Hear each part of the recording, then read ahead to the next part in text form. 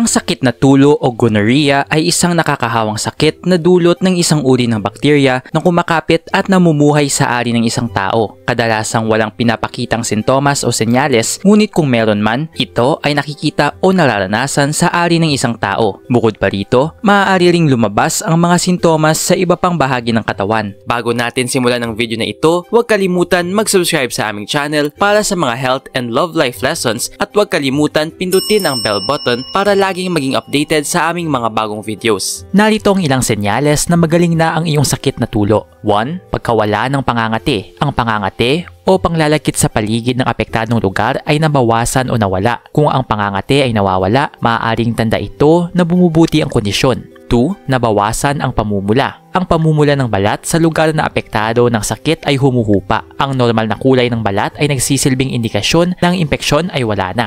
3. Nabawasan ang pamamaga. Ang pamamaga o swelling sa paligid ng apektadong lugar ay nababawasan. Ang pagkawala ng pamamaga ay tanda na ang proseso ng pagpapagaling ay nagiging effective. 4. Paglaho ng pagtulo. Ang likidong tumutulo mula sa apektadong lugar ay huminto. Ang pagkawala ng likido na lumalabas sa ari ay nagpapakita na ang impeksyon ay unti-unting nawawala. 5. Pagbabalik na normal na kulay ng balat. Ang kulay ng balat sa paligid ng apektadong lugar ay nagiging normal at hindi na namumula o nagiging madilaw. 6. Pagbuti ng pangkalahatang pakiramdam. Ang pakiramdam mo ay mas magaan at hindi mo na nararamdaman ang mga sintomas tulad ng lagnat, panghihina o iba pang pangkalahatang sintomas na dulot ng sakit. 7. Pagkawala ng pantal. Kung ang sakit ay nagdudulot ng pantal o rashes, ang mga ito ay nagiging mas magaan o nawawala. Ang pagkawala ng pantal ay tanda na ang kondisyon ay bumubuti na. 8. Pagkawala ng masakit na pakiramdam. Ang mga sakit o kirot sa paligid ng apektadong lugar ay nawala na. Hindi ka na rin nakakaramdam ng sakit sa tuwing umiihi. Ang pagkawala ng kirot